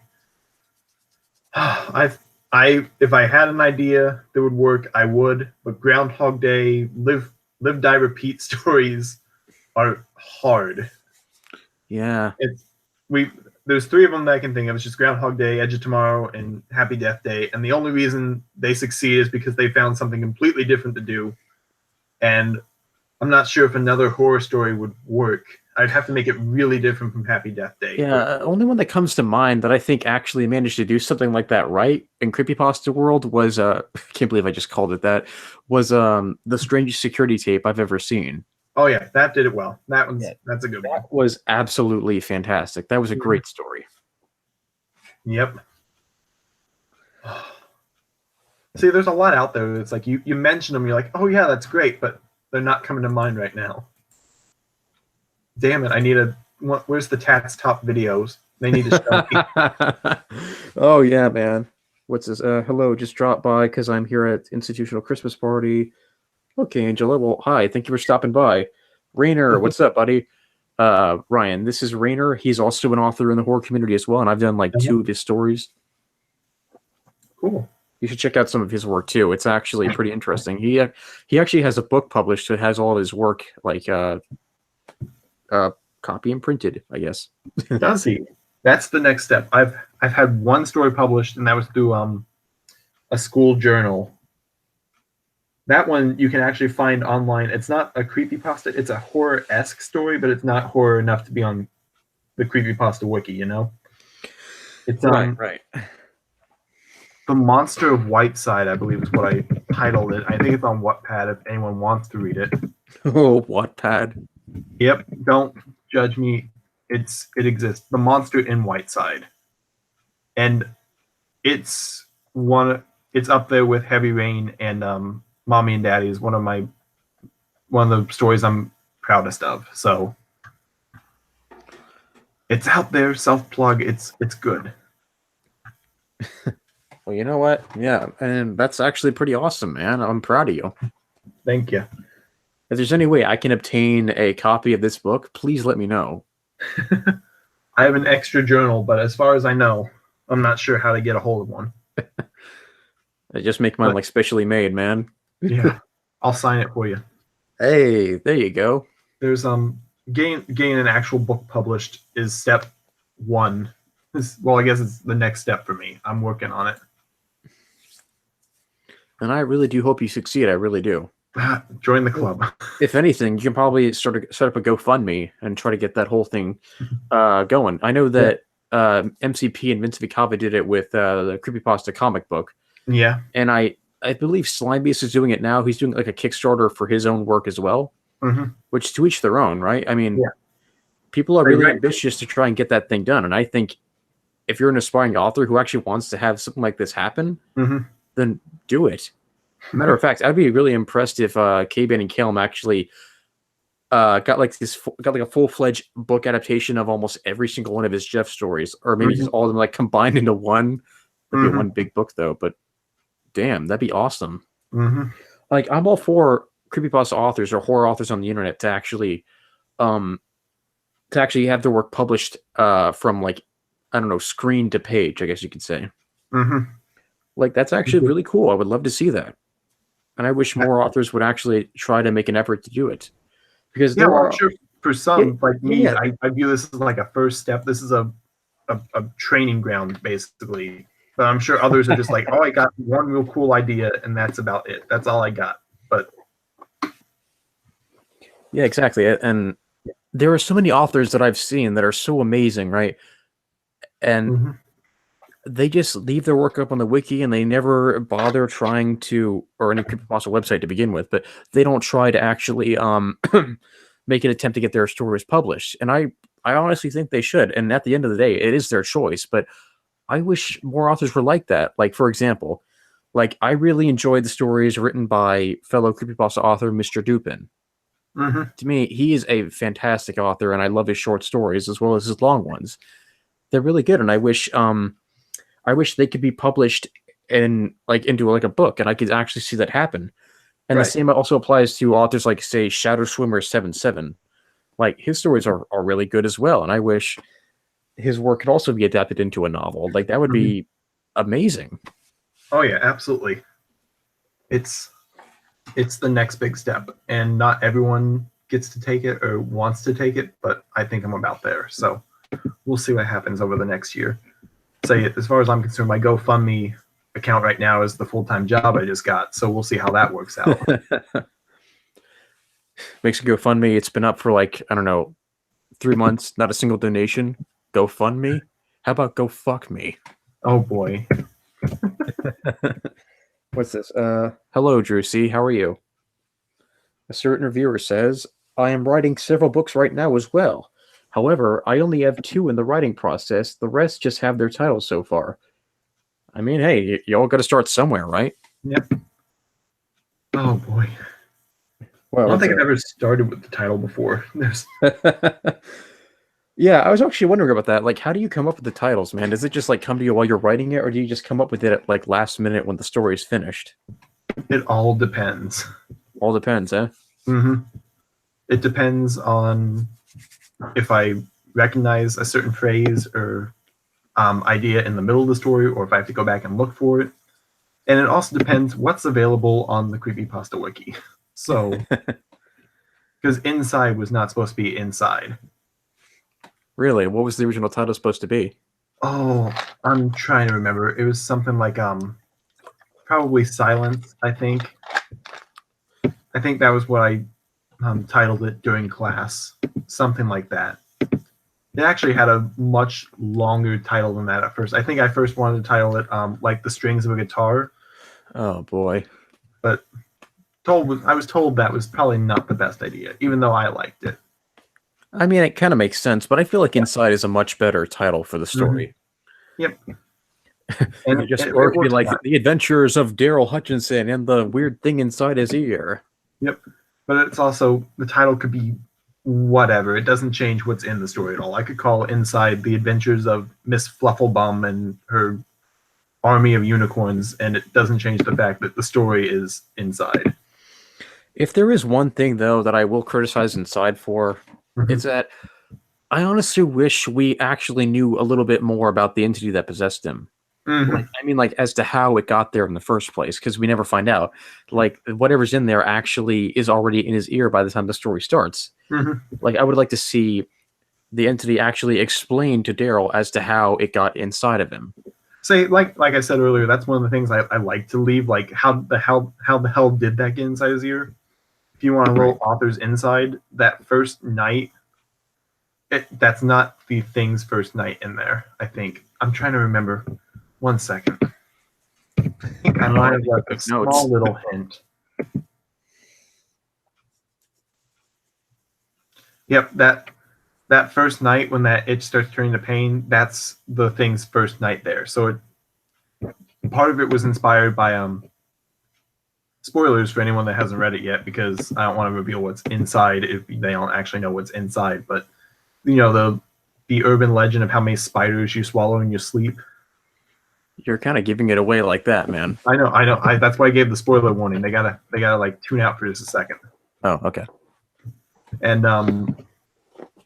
also videos of insects inside ears. Yeah, I think who was it? Was it Lazy Masquerade or Beat Busta? Either one of those guys. It might be someone else. I might be mistaken. I think actually the top 10 list of bugs like inside people's ears. Yep, that was that, and I just like imagine that it hasn't been there long. It just crawled in, just made home, and it needs to keep that home. So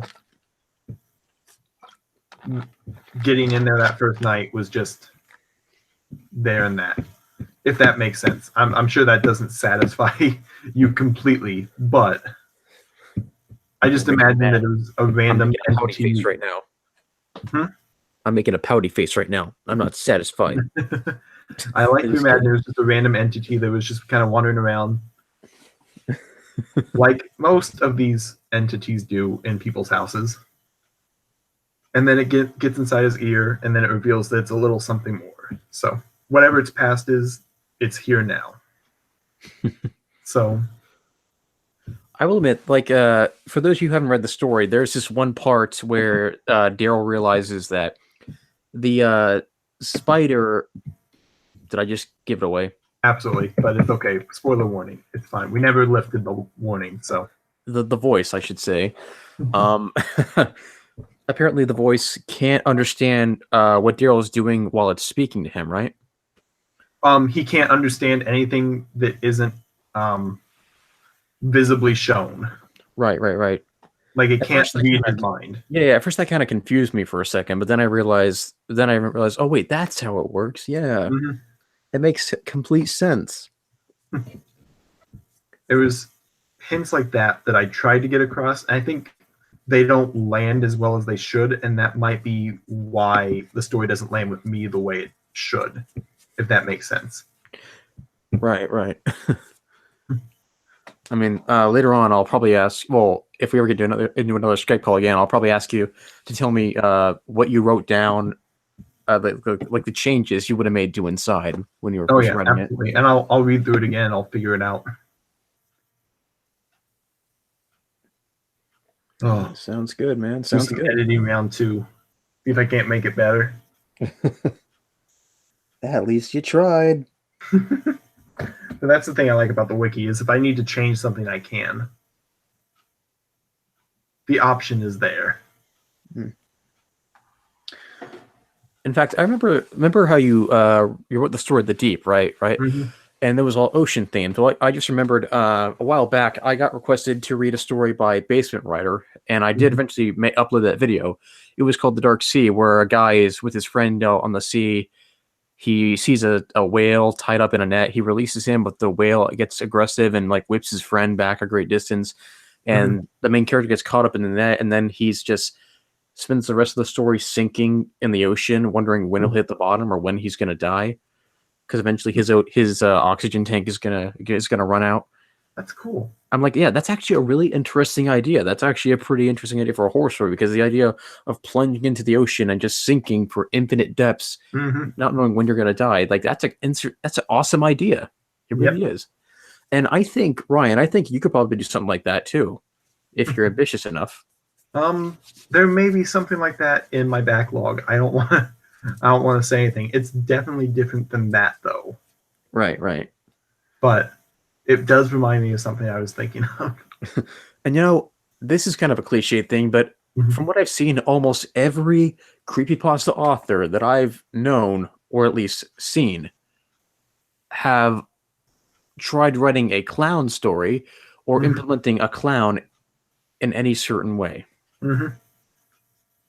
Uh, Now, as you mentioned, as I mentioned before via Skype to you once, I haven't read all your work, not Mhm. all of it, but have you ever actually put in clowns in your work at all, or at I least plan on it? did.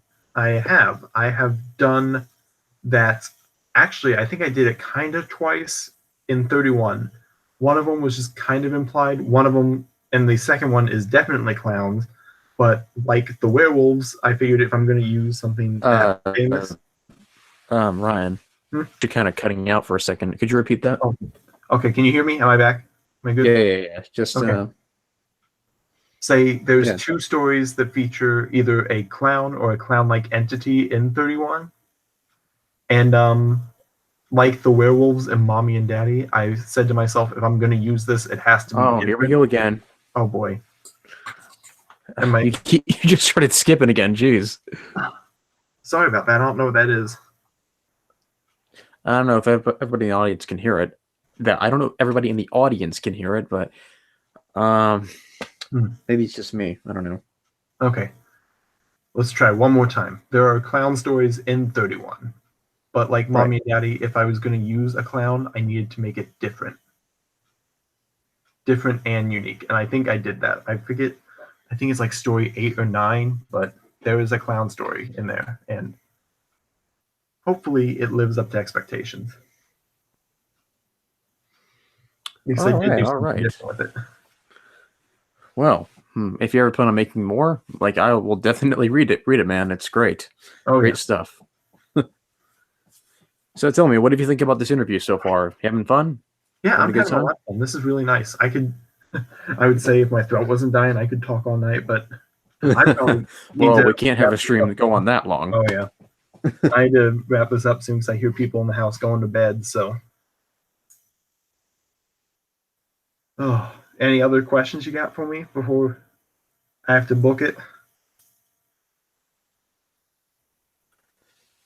Okay, well, but I understood what you were saying. You said there are people in the house, and we should probably cut this off soon. Oh yeah, you just cut out there too. So, I think Google's telling us that time's up.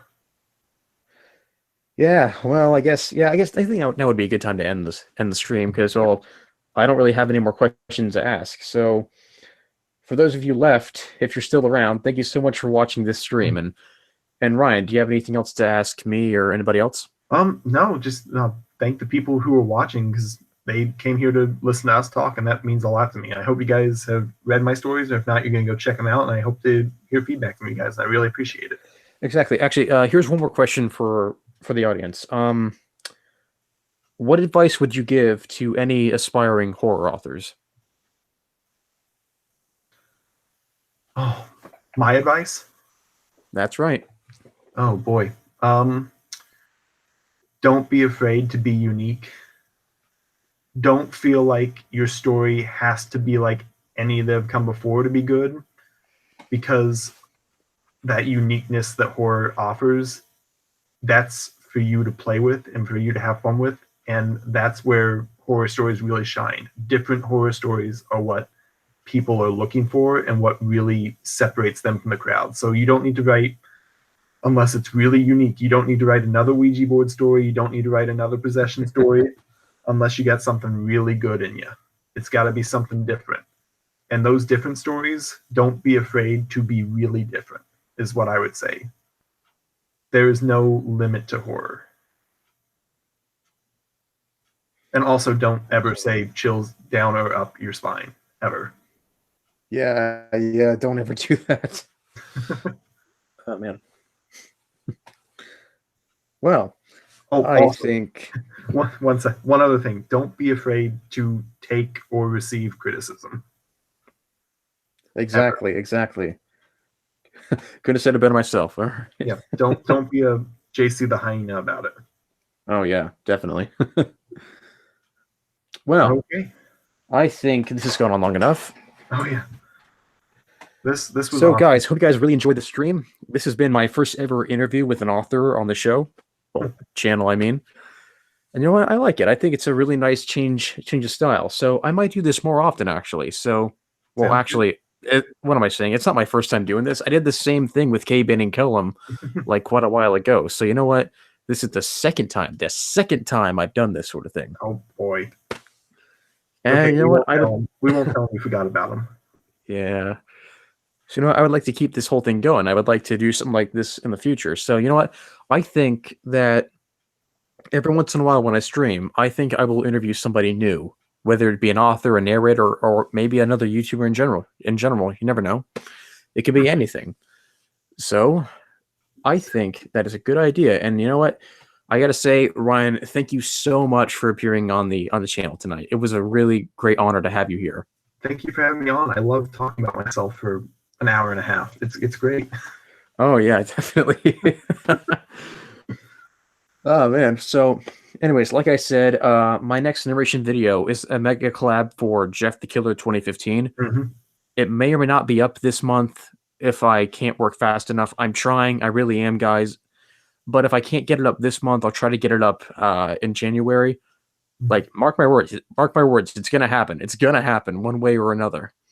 Marked. And then after that, I'll start uploading more weekly narrations, which of course, and I didn't mention this to you yet, Ryan, but my next narration video after the Jeff story is up is I'm going to be doing another one of your stories. Ooh. And hopefully in the future, no matter what whatever the case may be, I would like you to be featured in it at some point. I can do that. All right, that sounds awesome. That sounds awesome. I always love it when an author makes an appearance in their own work. That's actually a lovely thing. That's very Clive Cusslery. Oh yes, most definitely. Okay, fantastic. All right, you have any closing thoughts? Oh, nope, that's it. Nothing clever. It's too late to be clever. Yeah, true.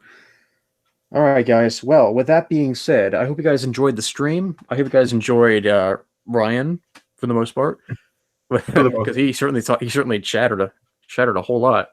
Oh boy, did I do a bad? I probably did a bad. Anyway, no, not at all, man. You were great. You were fantastic. Thank you so much for appearing. thank you for having me on. I look forward to talking again. Absolutely.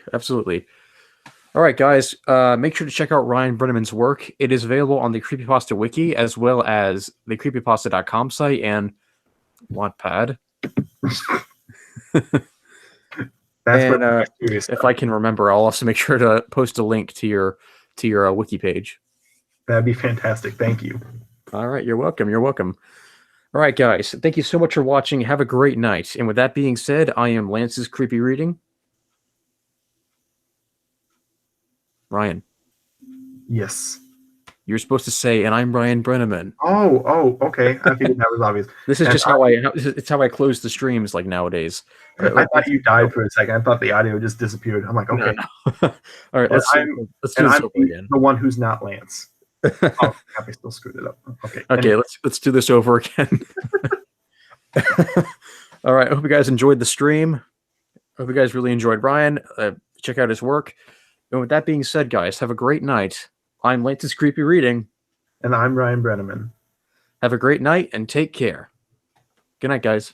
Night.